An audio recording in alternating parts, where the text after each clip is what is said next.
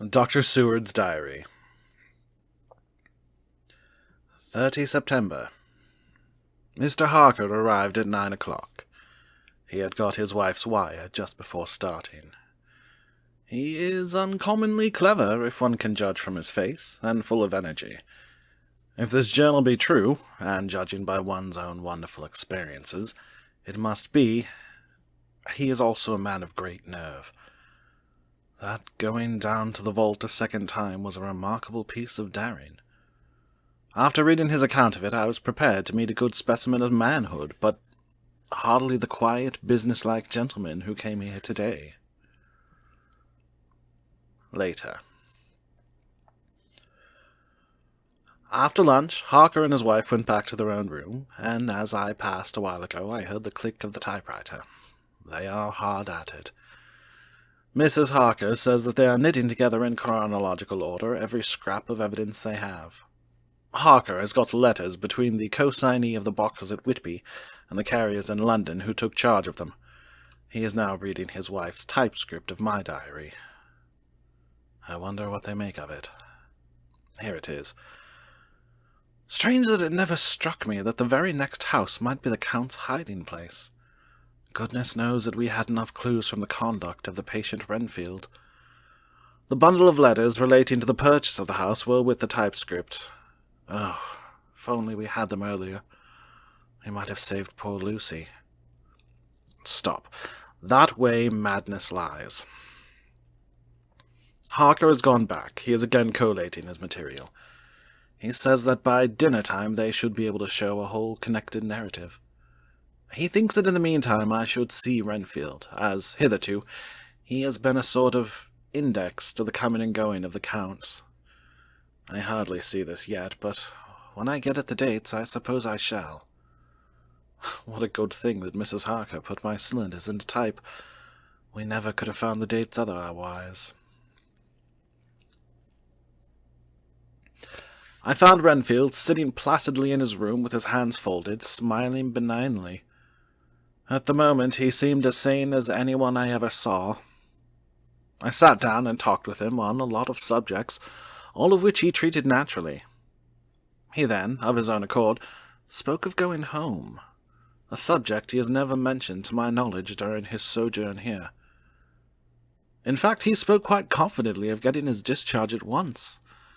I believe that, had I not had the chat with Harker and read the letters and the dates of his outbursts, I should have been prepared to sign for him after a brief time of observation. As it is, I am darkly suspicious. All those outbreaks were in some way linked with the proximity of the Count's. What then does this absolute content mean? Can it be that his instinct is satisfied as to the vampire's ultimate triumph? Stay, he is zoophagus, and in his wild ravings outside the chapel door of the deserted house, he always spoke of Master. This all seems confirmation of our idea. However, after a while I came away. My friend is just a little too sane at present to make it safe to probe him too deep with questions. He might begin to think, and then... So, I came away. I mistrust these quiet moods of his, so I have given the attendant a hint to look closely after him, and to have a straight waistcoat ready in case of need. Jonathan Harker's Journal. 30 September.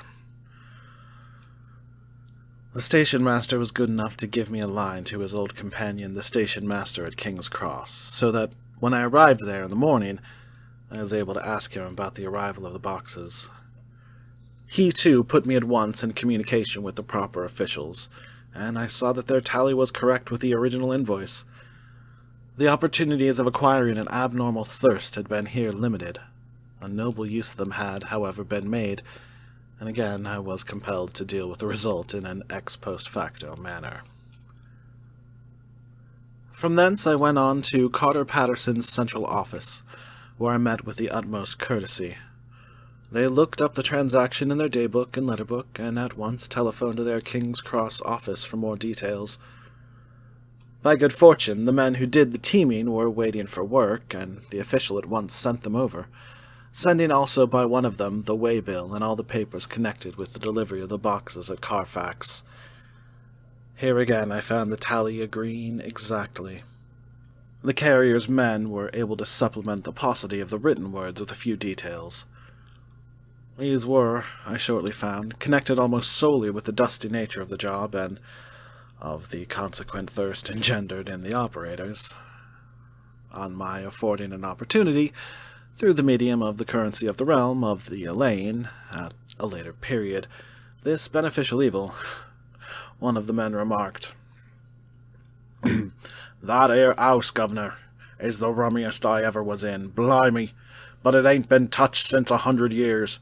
There was a dust that thick in the place that you might have slept on it without hurting of your bones, and the place was that neglected that you might have smelled old Jerusalem in it. But the old chapel, that took the kike, it did. Me and my mate, we thought we weren't never get out quick enough.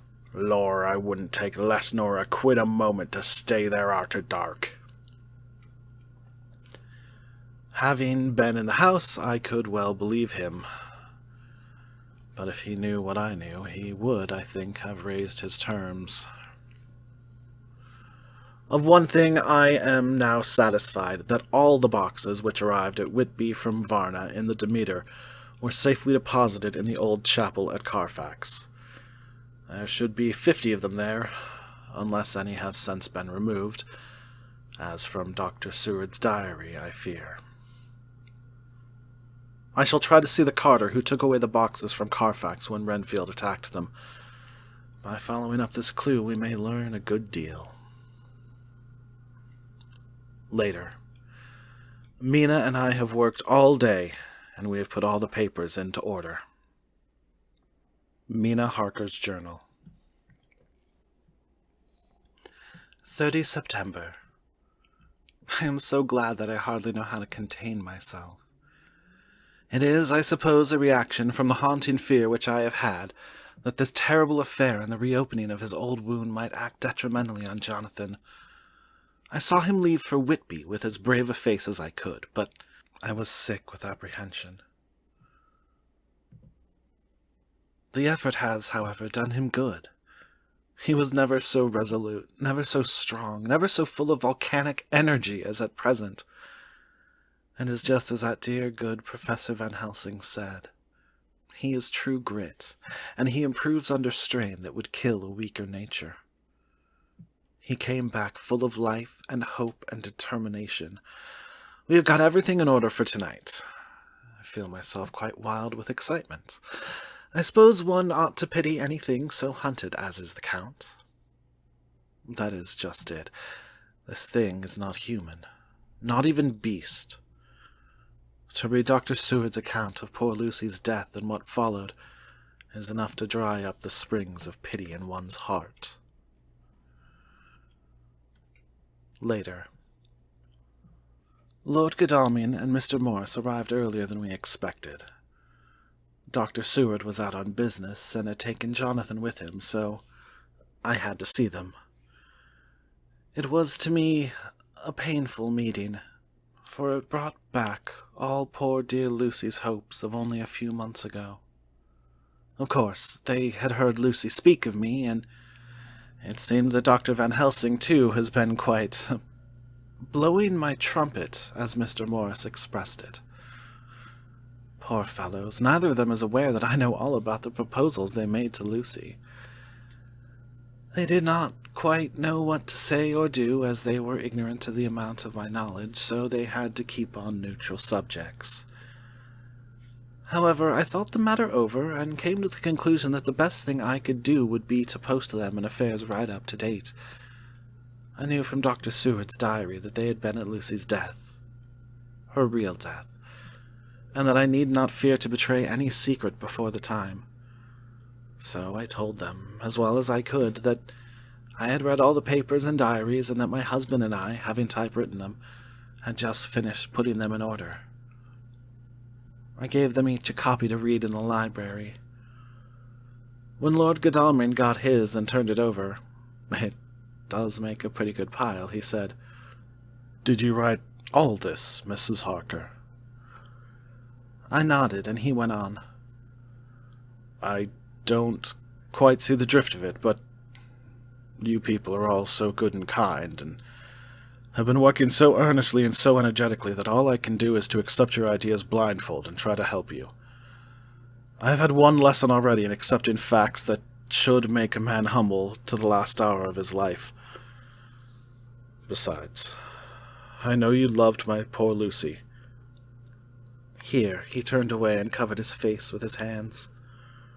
I could hear the tears in his voice. Mr. Morris, with instinctive delicacy, just laid a hand for a moment on his shoulder, and then walked quietly out of the room. I suppose there is something in woman's nature that makes a man free to break down before her and express his feelings on the tender or emotional side without feeling it derogatory to his manhood.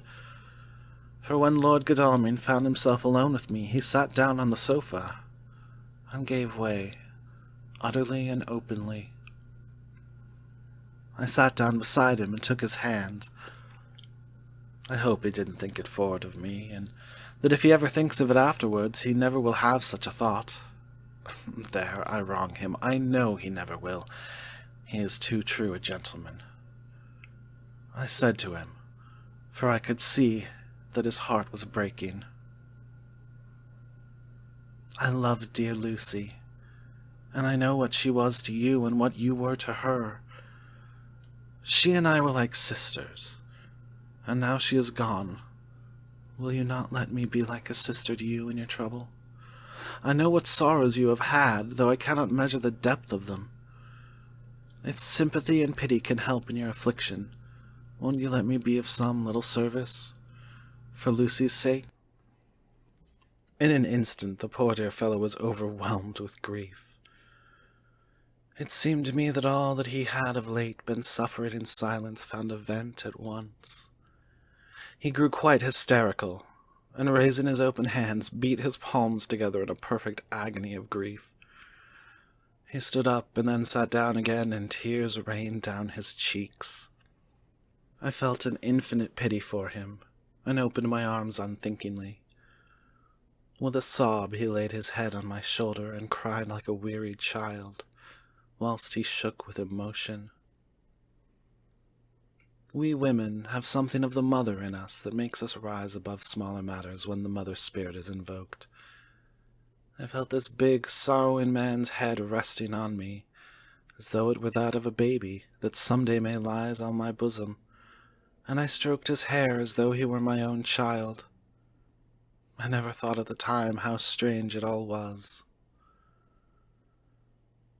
After a little bit his sobs ceased, and he raised himself with an apology, though he made no disguise of his emotion.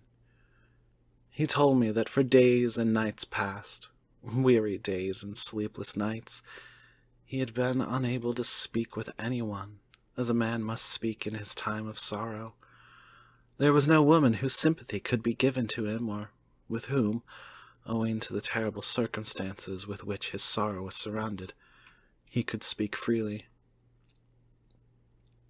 I know now how I suffered, he said as he dried his eyes, but I do not know even yet, and none other can ever know, how much your sweet sympathy has been to me today. I shall know better in time, and believe me, that though I am not ungrateful now, my gratitude will grow with my understanding. You will let me be like a brother, will you not, for all our lives, for dear Lucy's sake? For dear Lucy's sake, I said as we clasped hands. Aye, and for your own sake, he added, for if a man's esteem and gratitude are ever worth the winning, you have won mine today. If ever the future should bring you a time when you need a man's help, believe me, you will not call in vain. God grant that no such time may ever come to you to break the sunshine of your life, but if it should ever come, promise me that you will let me know. He was so earnest, and his sorrow was so fresh that I felt it would comfort him, so I said, I promise. As I came along the corridor, I saw Mr. Morris looking out of a window. He turned as he heard my footsteps. "How is Art?" he said. Then, noticing my red eyes, he went on. I can see you have been comforting him. Poor old fellow, he needs it. No one but a woman can help a man when he is in trouble of the heart, and he had no one to comfort him. He bore his own troubles so bravely that my heart bled for him. I saw the manuscript in his hand, and I knew that when he read it he would realize how much I knew, so I said to him, "I wish I could comfort all who suffer from the heart. Will you let me be your friend, and will you come to me for comfort if you need it? You will know later on why I speak." He saw that I was in earnest, and, stooping, took my hand, and raising it to his lips, kissed it. It seemed but poor comfort to so brave and unselfish a soul, and impulsively I bent over and kissed him. The tears rose in his eyes, and there was a momentary choking in his throat. He said quite calmly, "Little girl, you will never regret that true-hearted kindness so long as you ever live." Then he went into the study to his friend. Little girl, the very words he had used to Lucy, and but he proved himself a friend. Dr. Seward's Diary. 30 September. I got home at 5 o'clock and found that Godalming and Morris had not only arrived, but had already studied the transcripts of the various diaries and letters which Harker and his wonderful wife had made and arranged. Harker had not yet returned from his visit to the carrier's men, of whom Dr. Hennessy had written to me. Mrs. Harker gave us a cup of tea, and I can honestly say that for the first time since I have lived in it, this old house seemed like home. When we finished, Mrs. Harker said, "Dr. Seward, may I ask a favor? I want to see a patient, Mr. Renfield. Do let me see him. What you have said of him in your diary interests me so much." She looked so appealing and so pretty that I could not refuse her, and there was no possible reason why I should, so I took her with me. When I went into the room, I told the man that a lady should like to see him, to which he simply answered, "Why?"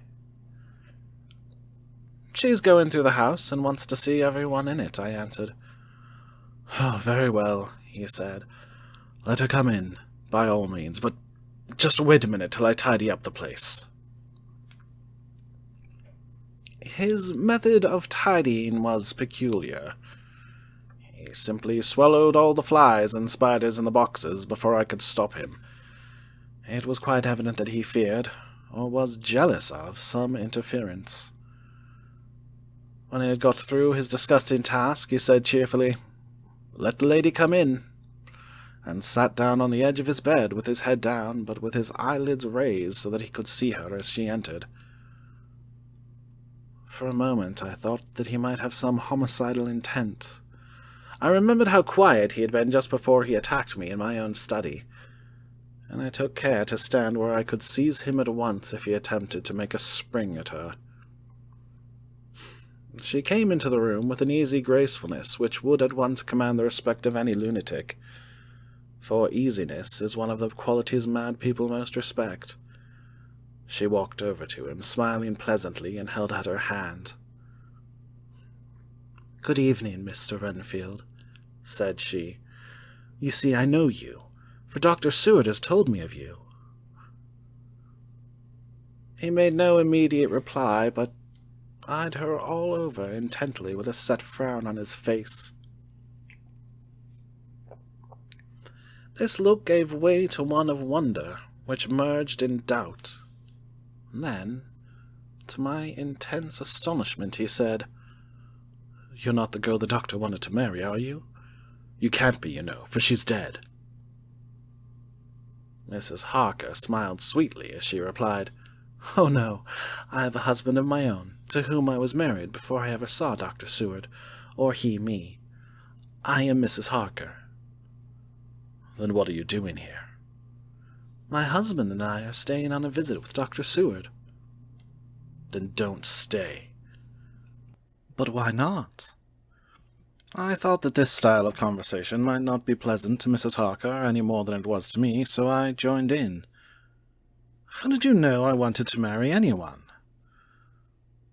His reply was simply contemptuous, given in a pause in which he turned his eyes from Mrs. Harker to me, instantly turning them back again. "What an asinine question!" "I don't see that at all, Mr. Renfield," said Mrs. Harker, at once championing me. He replied to her with as much courtesy and respect as he had shown contempt to me. "You will, of course, understand, Mrs. Harker, that when a man is so loved and honored as our host is, everything regarding him is of interest in our little community. Dr. Seward is loved not only by his household and his friends, but even by his patients, who, being some of them hardly in mental equilibrium, are apt to distort causes and effects. Since I myself have been an inmate of a lunatic asylum, I cannot but notice that the sophistic tendencies of some of its inmates lean towards the errors of non causa and ignoratio elenchi." I positively opened my eyes at this new development. Here was my own pet lunatic, the most pronounced of his type that I had ever met with, talking elemental philosophy, and with the manner of a polished gentleman. I wonder if it was Mrs. Harker's presence which had touched some chord in his memory. If this new phase was spontaneous, or in any way due to her unconscious influence, she must have some rare gift or power. We continued to talk for some time, and, seeing that he was seemingly quite reasonable, she ventured, looking at me questioningly as she began, to lead him to his favourite topic. I was again astonished, for he addressed himself to the question with the impartiality of the completest sanity. He even took himself as an example when he mentioned certain things. Why, I, myself, am an instance of a man who had a strange belief. Indeed, it was no wonder that my friends were alarmed and insisted on my being put under control. I used to fancy that life was a positive and perpetual entity, and that by consuming a multitude of live things, no matter how low in the scale of creation, one might indefinitely prolong life. At times I held the belief so strongly that I actually tried to take human life. The doctor here will bear me out that on one occasion I tried to kill him for the purpose of strengthening my vital powers by the assimilation with my own body of his life through the medium of his blood, relying, of course, upon the scriptural phrase, "For the blood is the life." Though, indeed, the vendor of a certain nostrum has vulgarized the truism to the very point of contempt. Isn't that true, Doctor? I nodded assent, for I was so amazed that I hardly knew what to either think or say. It was hard to imagine that I had seen him eat up his spiders and flies not 5 minutes before. Looking at my watch, I saw that I should go to the station to meet Van Helsing, so I told Mrs. Harker that it was time to leave. She came at once, after saying pleasantly to Mr. Renfield, "Goodbye, and I hope I may see you often, under auspices pleasanter to yourself." To which, to my astonishment, he replied, "Goodbye, my dear. I pray God I may never see your sweet face again.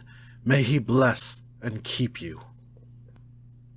When I went to the station to meet Van Helsing and left the boys behind me, poor Art seemed more cheerful than he has been since Lucy first took ill, and Quincy is more like his own bright self than he has been for many a long day.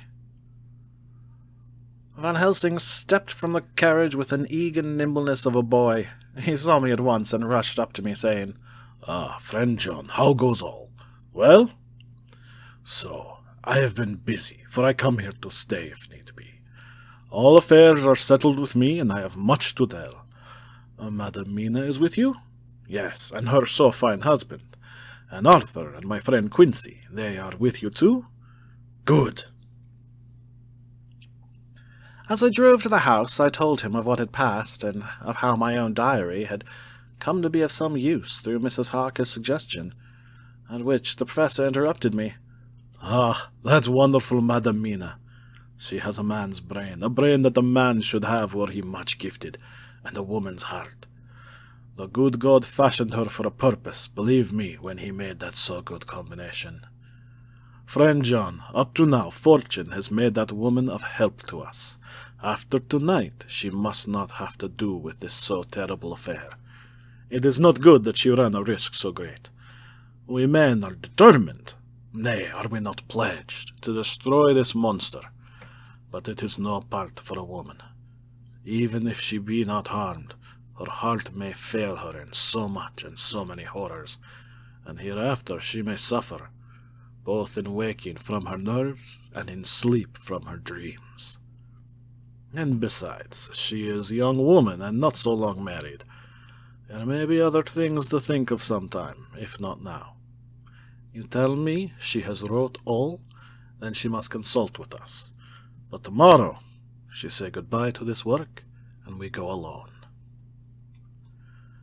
I agreed heartily with him, and then I told him what we had found in his absence, that the house which Dracula had bought was the very next one to my own.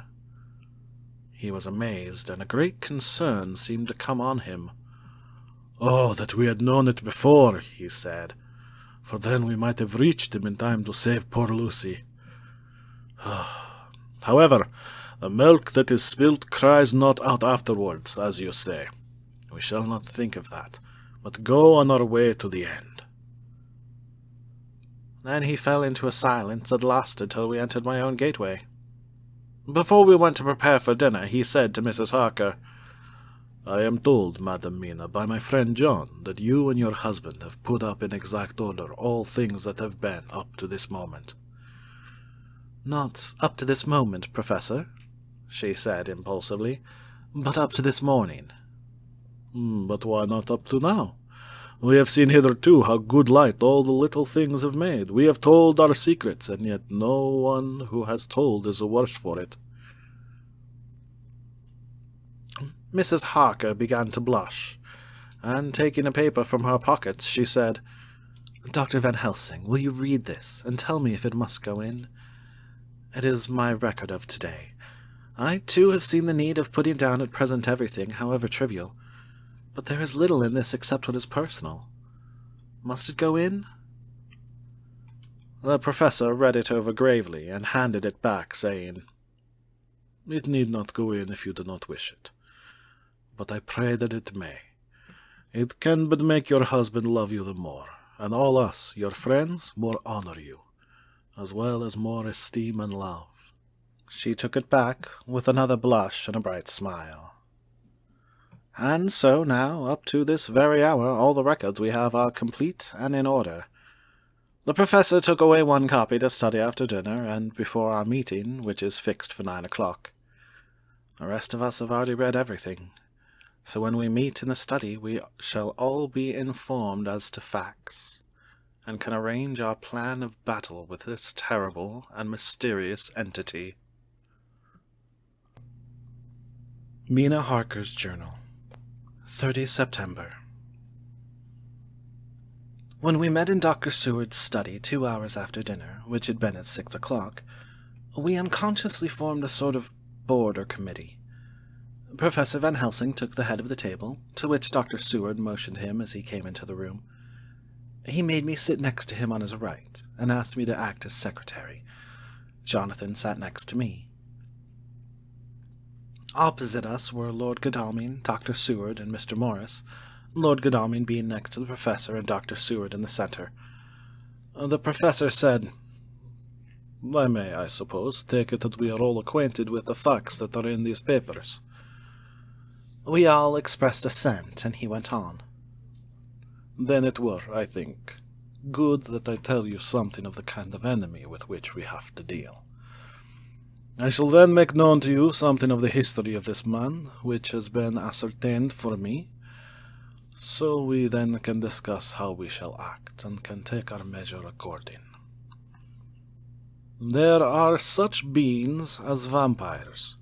Some of us have evidence that they exist. Even had we not the proof of our own unhappy experience, the teachings and the records of the past give proof enough for sane peoples. I admit that at first I was skeptic. Were it not that through long years I have trained myself to keep an open mind, I could not have believed until such time as that fact thundered on my ear. See, I prove.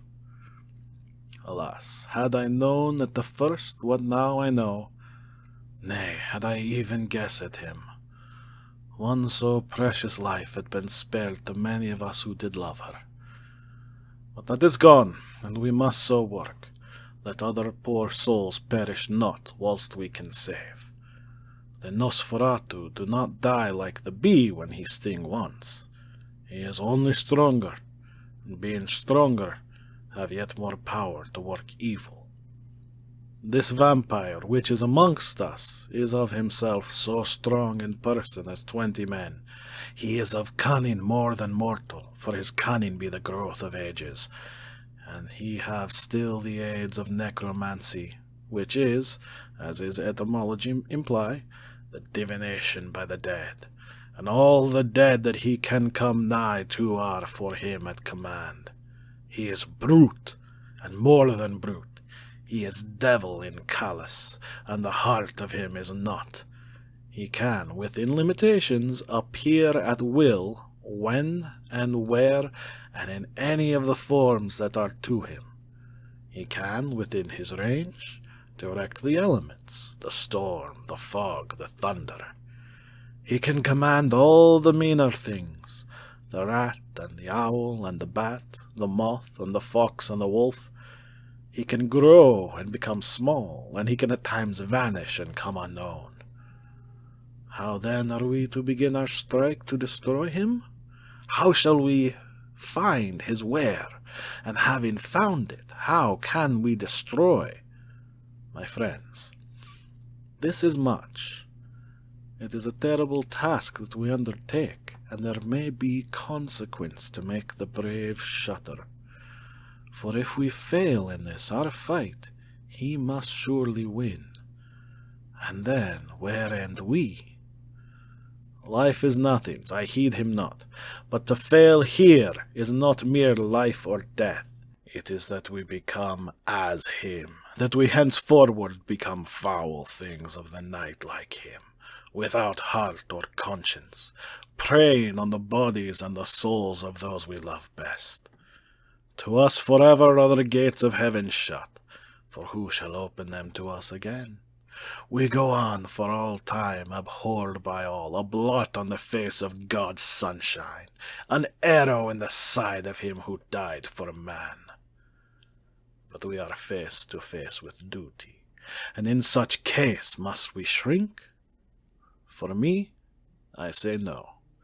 But then, I am old, and life, with his sunshine, his fair places, his songs of birds, his music, and his love, lie far behind.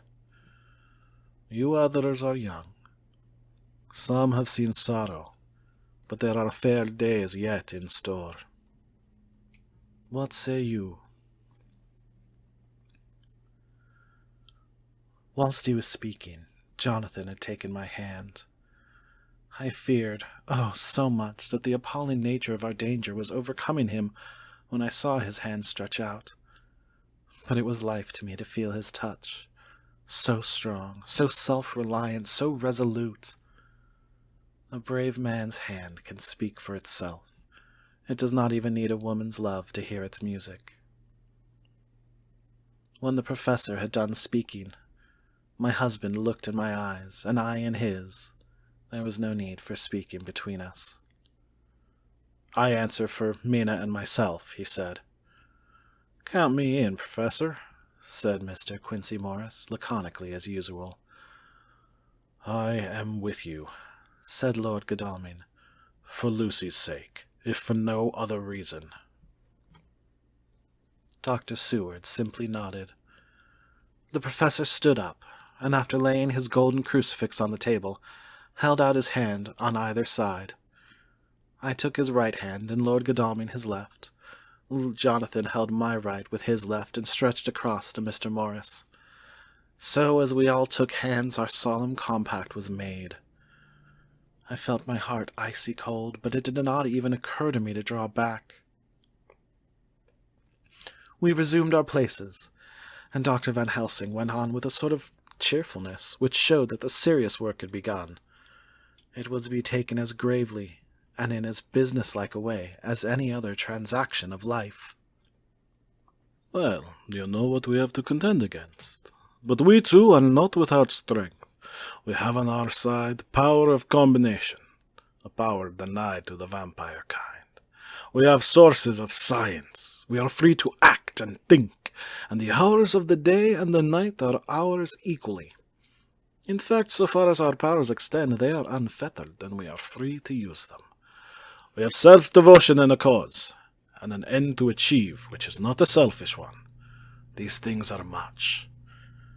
Now, let us see how far the general powers arrayed against us are restrict, and how the individual cannot. In fine, let us consider the limitations of the vampire in general, and of this one in particular. All we have to go upon are traditions and superstitions. These do not at the first appear much, when the matter is one of life and death, nay, of more than either life or death. Yet we must be satisfied. In the first place, because we have to be, no other means is at our control. And secondly, because, after all, these things, tradition and superstition, are everything. Does not the belief in vampires rest for others, though not alas for us, on them?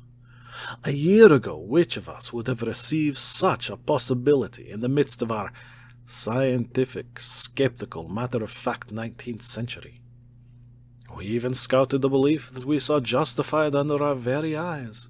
Take it, then, that the vampire and the belief in his limitations and his cure rest for the moment on the same base. For, let me tell you, he is known everywhere that men have been. In old Greece, in old Rome, he flourished in Germany all over, in France, in India, even in the Chersonese, and in China, so far from us in all ways. There even is he, and the peoples fear him at this day. He have followed the wake of the berserker Icelander, the devil-begotten Hun, the Slav, the Saxon, the Magyar. So far, then, we have all we may act upon, and let me tell you that very much of the beliefs are justified by what we have seen in our own so unhappy experience. The vampire live on, and cannot die by mere passing of the time. He can flourish when that he can fatten on the blood of the living. Even more, we have seen amongst us that he can even grow younger, that his vital faculties grow strenuous, and seem as though they refresh themselves when his special pabulum is plenty. But he cannot flourish without this diet. He eat not as others. Even friend Jonathan, who lived with him for weeks, did never see him to eat. Never. He throws no shadow. He make in the mirror no reflect, as again Jonathan observe. He has the strength of many of his hand. Witness against Jonathan when he shut the door against the wolves, and when he help him from the diligence too. He can transform himself to wolf, as we gather from the ship arrival in Whitby, when he tear open the dog. He can be as bat, as Madam Mina saw him on the window at Whitby, and as friend John saw him fly from this so near house, and as my friend Quincy saw him at the window of Miss Lucy. He can come in mist which he create. That noble ship's captain proved him of this. But, from what we know, the distance he can make this mist is limited, and it can only be round himself. He come on moonlight rays as elemental dust, as again Jonathan saw those sisters in the castle of Dracula. He becomes so small. We ourselves saw Miss Lucy, ere she was at peace, slip through a hair-breadth space at the tomb door. He can, when once he find his way, come out from anything or into anything, no matter how close it be bound or even fused up with fire, solder you call it. He can see in the dark. No small power this, in the world which one half shut from the light. But hear me through. He can do all these things, yet he is not free. Nay, He is even more prisoner than the slave of the galley, than the madman in his cell. He cannot go where he lists. He who is not of nature has yet to obey some of nature's laws. Why, we know not. He may not enter anywhere at the first, unless there be someone of the household who bid him to come, though afterward he can come as he pleases. His power ceases, as does that of all evil things at the coming of the day. Only at certain times can he have limited freedom. If he be not at the place whither he is bound, he can only change himself at noon or at exact sunrise or sunset. These things we are told, and in this record of ours we have proof by inference. Thus, whereas he can do as he will within his limits, when he have his earth home, his coffin home, his hell home, the place unhallowed, as we saw when he went to the grave of the suicide at Whitby, still at other time he can only change when the time come. It is said, too, that he can only pass running water at the slack or the flood of the tide. Then there are things which so afflict him that he has no power, as the garlic that we know of, and as for things sacred, as the symbol, my crucifix, that was amongst us even now when we resolve. To them he is nothing, but in their presence he take his place far off and silent with respect. There are others, too, which I shall tell you of, lest in our seeking we may need them. The branch of a wild rose on his coffin keep him that he move not from it. A sacred bullet fired into the coffin kill him so that he be true dead. And as for the stake through him, we already know of its peace, or the cut-off head that giveth rest. We have seen it with our eyes. Thus, when we find the habitation of this man that was, we can confine him to his coffin and destroy him, if we obey what we know. But he is clever.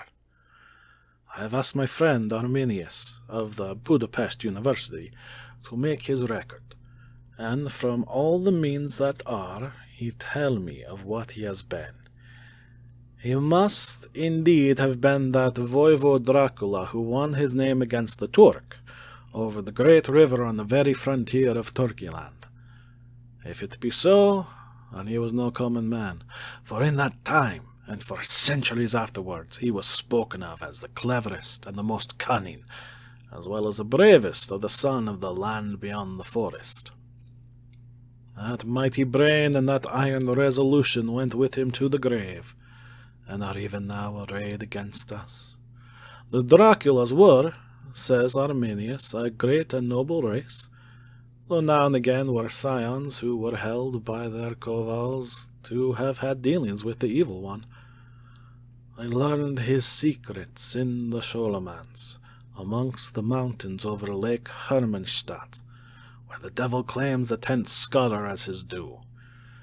In the records are such words as Stregoica, witch, Ordog, and Pokal, Satan and hell.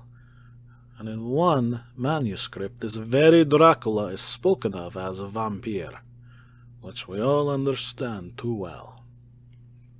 There have been from the loins of this very one great man and good women, and their graves make sacred the earth where alone this foulness can dwell. For it is not the least of its terrors that this evil thing is rooted deep in all good, in soil barren of holy memories it cannot rest. Whilst they were talking, Mr. Morris was looking steadily at the window, and he now got up quietly and went out of the room. There was a little pause, and then the professor went on. And now we must settle what to do. We have here much data, and we must proceed to lay out our campaign. We know from the inquiry of Jonathan that from the castle to Whitby came 50 boxes of earth, all of which were removed at Carfax. We also know that at least some of these boxes have been removed. It seems to me that our first step should be to ascertain whether all the rest remain in the house beyond that wall where we look today, or whether any more have been removed. If the latter, we must trace—" Here we were interrupted in a very startling way. Outside the house came the sound of a pistol shot. The glass of the window was shattered with a bullet, which, ricocheting from the top of the embrasure, struck the far wall of the room. I am afraid I am at heart a coward, for I shrieked out. The men all jumped to their feet. Lord Godalming flew over to the window and threw up the sash. As he did, so we heard Mr. Morris's voice without. "Sorry, fear I have alarmed you. I shall come in and tell you all about it." A minute later he came in and said, "It was an idiotic thing of me to do, and I ask your pardon, Mrs. Harker, most sincerely. I fear I must have frightened you terribly. Well, the fact is that whilst the professor was talking, there came a big bat and sat on the windowsill. I have got such a horror of the damned brutes from recent events that I cannot stand them, and I went out to have a shot, as I have been doing of late of evenings whenever I have seen one. You used to laugh at me for it then, Art." "Did you hit it?" asked Dr. Van Helsing. "I don't know. I fancy not, for it flew away into the wood." Without saying any more, he took his seat, and the professor began to resume his statement. "We must trace each of these boxes, and when we are ready, we must either capture or kill this monster in his lair, or we must, so to speak, sterilize the earth, so that no more he can seek safety in it. Thus, in the end, we may find him in his form of man between the hours of noon and sunset, and so engage with him when he is at his most weak. And now for you, Madam Mina. This night is the end until all be well. You are too precious to us to have such risk. When we part tonight, you must no more question. We shall tell you all in good time. We are men and are able to bear, but you must be our star and our hope, and we shall act all the more free that you are not in the danger, such as we are." All the men, even Jonathan, seemed relieved. But it did not seem good to me that they should brave danger and perhaps lessen their safety, strength being the best safety, through care of me. But their minds were made up, and though it was a bitter pill for me to swallow, I could say nothing, save accept their chivalrous care of me. Mr. Morris resumed the discussion. "As there is no time to lose, I vote we have a look at his house right now. Time is everything with him, and swift action on our part may save another victim." I own that my heart began to fail me when the time for action came so close, but I did not say anything, for I had a greater fear that if I appeared as a drag or a hindrance to their work, they might even leave me out of their counsels altogether. They have now gone off to Carfax, with means to get into the house. Manlike, they told me to go to bed and sleep, as if a woman can sleep when those she loves are in danger. I shall lie down and pretend to sleep, lest Jonathan have added anxiety about me when he returns.